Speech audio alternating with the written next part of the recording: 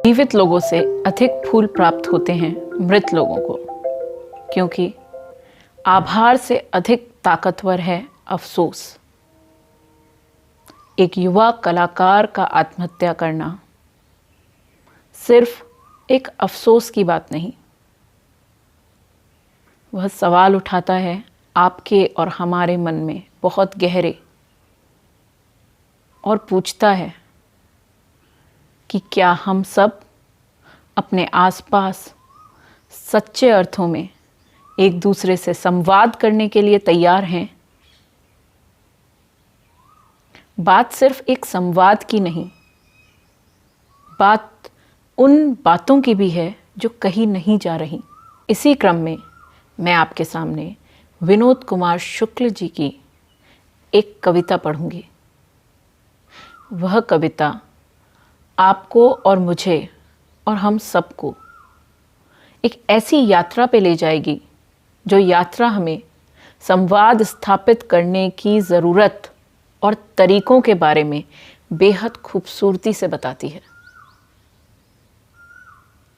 एक युवा कलाकार सुशांत सिंह राजपूत का जाना हमें दोबारा यह याद दिलाता है कि हमारे आसपास युवा हैं, हमारे आसपास संवाद की आवश्यकता है, और हमारे आसपास बहुत खुश लोग ऐसे हैं जिनके अंदर क्या कुछ चल रहा है उसको भी अपने कान और अपना हृदय देने की उतनी ही आवश्यकता है।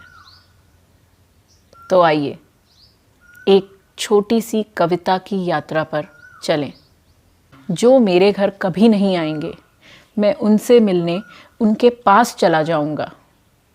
उफनती नदी कभी नहीं आएगी मेरे पास, मैं नदी जैसे लोगों से मिलने नदी किनारे जाऊंगा। कुछ तैरूंगा, कुछ डूब जाऊंगा, पर मैं नदी जैसे लोगों से मिलने नदी किनारे जाऊंगा।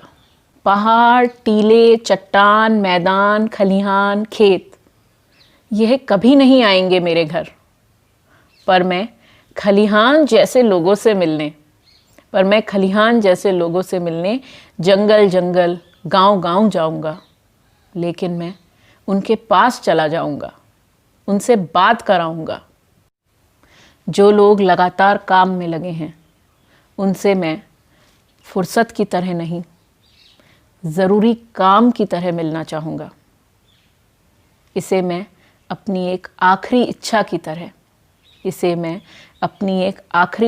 तरह सबसे पहली इच्छा रखना चाहूँगा।